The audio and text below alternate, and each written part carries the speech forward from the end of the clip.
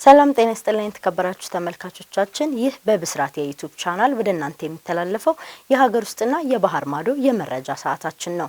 መረጃዎቹን ወደ እናንተ ያደረስኩ ሰማሃር አለባቸው ከመላው የስቱዲዮ ባለሙያዎች ጋር አብሬያችሁ ቆይታ የማደርግ ይሆናል።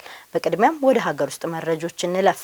በአዲስ አበባ የሞቱ ዶሮዎችን በማረድና በማሸግ ለተለያዩ ሱቆችና ሆቴሎች ለማከፋፈል ሲዘጋጁ የነበሩ ግለሰቦች በቁጥጥር ስር ዋሉ።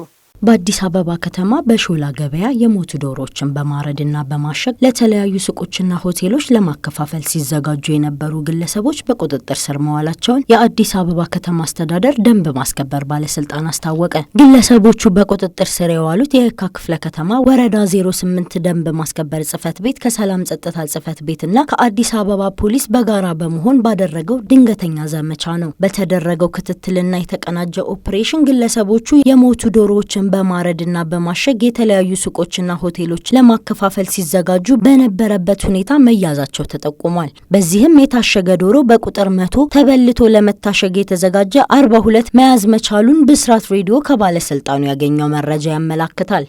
በሻሸመኔ ከተማ የግድያ ወንጀል ፈጽሞ ያመለጠው ተጠርጣሪ በጨርሶ ከተማ በተደረገ ፍተሻ በቁጥጥር ስር ዋለ።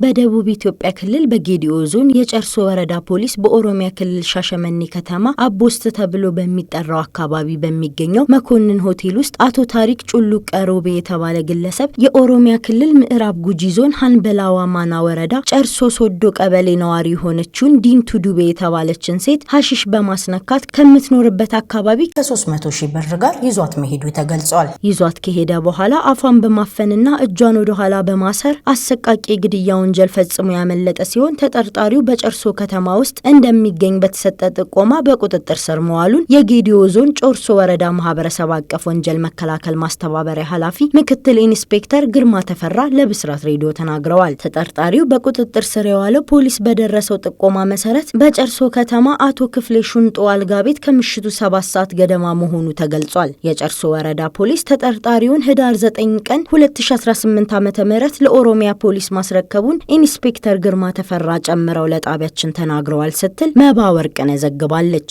ተመልካቾቻችን እስካሁን ስትከታተሉት የነበረው የሀገር ውስጥ መረጃዎች ይህን ይመስላል። አሁን ደግሞ ከውጭ ወዳገኘነው መረጃዎች እንለፍ። ደቡብ አፍሪካ ለቡድን 20 የመሪዎች ጉባኤ በጎዳናዎች ላይ ያለውን የጸጥታ ጥበቃ አጠናከረች።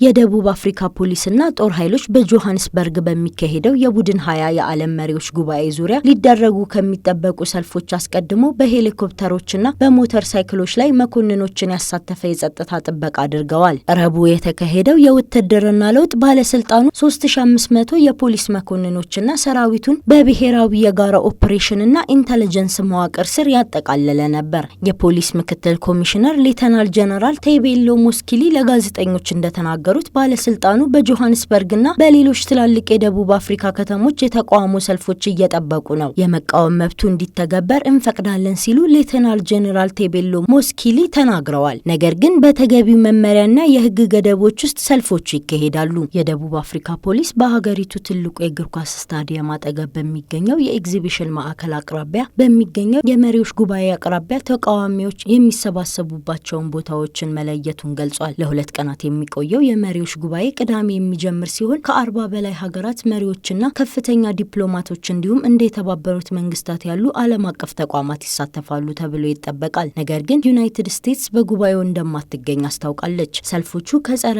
ካፒታሊስቶች፣ ከአየር ንብረት ተሟጋቾች፣ ከሴቶች መብቶች ተሟጋቾች፣ ጸረ ስደተኛ ቡድኖችና ሌሎችም ተቃውሞ ይገጥመዋል ተብሎ ይጠበቃል።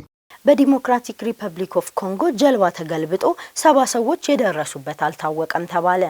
በዲሞክራቲክ ሪፐብሊክ ኦፍ ኮንጎ በካሳይ ግዛት ውስጥ በአንድ ወንዝ ውስጥ ጀልባ ተገልብጦ ወደ 70 የሚጠጉ ሰዎች መጥፋታቸውን የሀገር ውስጥ መገናኛ ብዙሃን ዘግቧል። ጀልባው ከ800 ኪሎ ሜትር በላይ ርቀት ላይ ከምትገኘው ቤና ዴቤሌ ወደብ ወደ ዋና ከተማዋ ኪንሻሳ በማቅናት ላይ የነበረች ሲሆን በሳንኩራ ወንዝ ላይ በደረሰባት አውሎ ንፋስ መስጠሟን የተባበሩት መንግስታት ራዲዮ ዘግቧል። ጀልባዋ በግምት 120 ሰዎችን አሳፍራ ነበር። እስካሁን 50 ያህሉ መትረፋቸውንና የጠፉትን የማፈላለግ ጥረቱ ቀጥሏል ሲል የአካባቢው አስተዳዳሪ ፍራንሷ አሆካን ተናግረዋል። አሆካን የነፍስ አድን ቡድኖች ያጋጠሟቸውን ችግሮች በማንሳት የተረፉትና የተመለሱትን አስከሬኖች ለመለየት ከአካባቢው ባለስልጣን ጋር እንዲገናኙ ቤተሰቦችን ጠይቀዋል። በኮንጎ በአብዛኛው ባለው ደካማ መሰረተ ልማት የተነሳ የውሃ ትራንስፖርት የተለመደ ነው።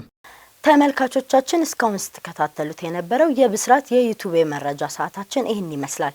መረጃዎቹን ወደ እናንተ እያደረስኩ ሰምሃር አለባቸው ከመላው የስቱዲዮ ባለሙያዎች ጋር አብሬ ቆይታ አድርጌያለሁ። መልካም ቆይታ።